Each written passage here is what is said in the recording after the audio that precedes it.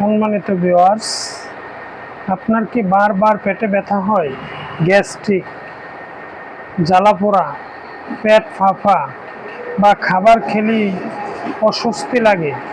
অনেক ওষুধ খেয়েও কি বারবার একই সমস্যায় ফিরে আসে? তাহলে আজকের ভিডিওটি আপনার জন্য। আজ আমি আলোচনা করব গ্যাস্ট্রিকের ব্যথা, গ্যাস্ট্রিকের সম্ভাব্য কারণ, কখন এটি সাধারণ সমস্যা আর কখন এটি জরুরি, এবং হোমিওপ্যাথিতে রোগের লক্ষণ অনুযায়ী কিভাবে চিকিৎসা বিবেচনা করা হয়। এই ভিডিওটি শেষ পর্যন্ত দেখেন, তাহলে আপনার কাজে লাগবে ইনশাআল্লাহ। পেট বেদনা, শুল বেদনা, কুষ্ঠবদ্ধ অজীর্ণ আহার, কৃমি, ভেজাল খাদ্যদ্রব্য আহার, দূষিত জলপান, অখাদ্য, কুখাদ্য, পচা মাছ, মাংস, উত্তপ্ত শরীরে বরফ বা অত্যাধিক ঠান্ডা জল পান করে পেটে মল জমে, বিষাক্ত পদার্থ উদরস্থ হওয়া, ঠান্ডা লাগা ইত্যাদি কারণেই পেটে ব্যথা হতে পারে। হোমিওপ্যাথিতে একুনাইট ন্যাপ একটি মেডিসিন আছে। অম্লশূল, পিত্তশূল, যে কোনো পেটের ব্যথায় অস্থিরতা, ছটফটানি, মৃত্যু ভয়, বেকুল ইত্যাদি লক্ষণে এই ঔষধটি সেবন করতে পারেন। হোমিও আরও একটি মেডিসিন আছে, কলোসিন।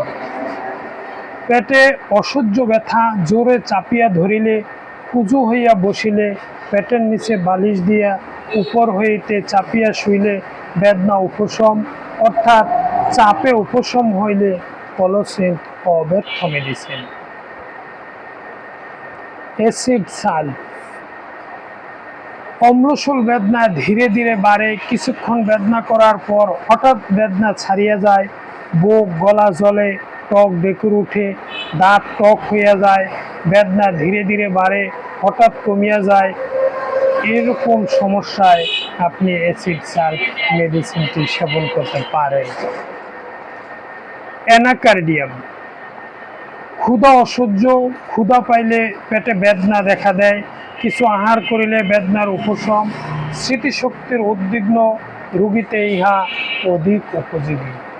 যাদের স্মৃতিশক্তি দিন দিন কমে আসে, এই ধরনের রোগীর যদি পেটে ব্যথা হয়, তাহলে এই অ্যানাকার্ডিয়াম মেডিসিনটি ব্যবহার করতে পারেন।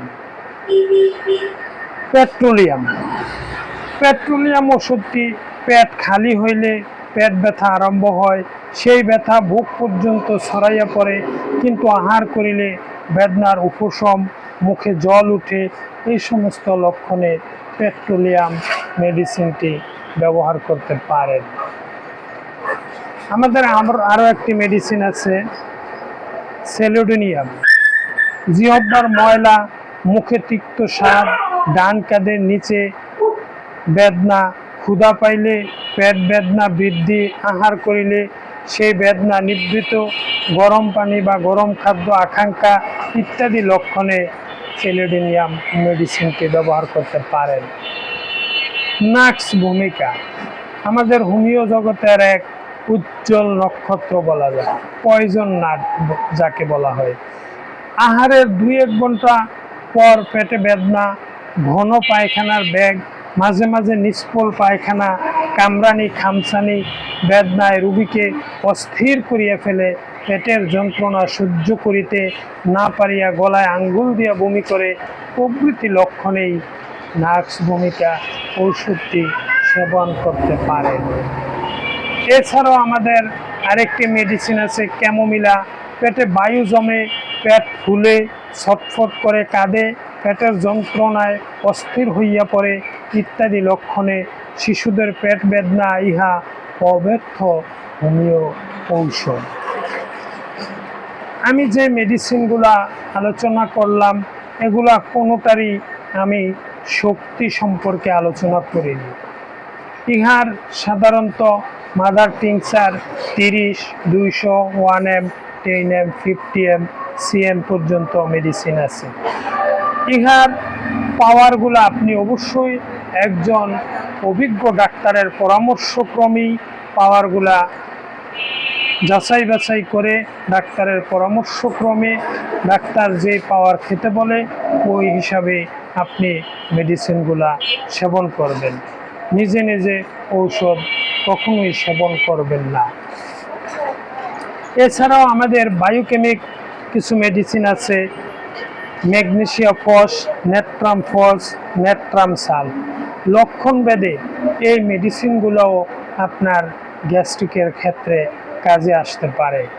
তবে এই মেডিসিনগুলো প্রয়োগ করার পরেও যদি দেখেন রোগীর কোনো উন্নতি না হয়, তাহলে অবশ্যই রোগীকে হাসপাতালে নিয়ে যাবেন, অভিজ্ঞ ডাক্তারদের সাথে পরামর্শ করবেন। আমাদের হোমিও ঔষধগুলা যদি আপনি সঠিক লক্ষণ অনুযায়ী ব্যবহার করতে পারেন, তাহলে অবশ্যই আপনি এই রোগ থেকে মুক্তি পেতে পারেন। সম্মানিত ভিউয়ার্স, আপনাদের কাছে একটি আকুল আবেদন, আমার এই ভিডিওটা যদি আপনার কাছে ভালো লাগে, আপনি আমার এই ভিডিওটাকে লাইক দিবেন, শেয়ার করবেন এবং আমার এই চ্যানেলটিকে সাবস্ক্রাইব করবেন, যাতে হোমিওপ্যাথি সম্পর্কে যত আলোচনাই আমি করি আপনার কাছে সবার আগে চলে যায়। ধন্যবাদ যারা আমার ভিডিও দেখেন, আমাকে ভালোবাসেন এবং হোমিওপ্যাথি সম্পর্কে আস্থা বিশ্বাস রেখে হোমিও সেবা নিয়ে সুস্থ আছেন, এরকম সকল বন্ধুদের প্রতি আমার কৃতজ্ঞতা, ভালোবাসা। আসসালামু আলাইকুম রহমতুল্লাহি ওয়া বারাকাতুহু।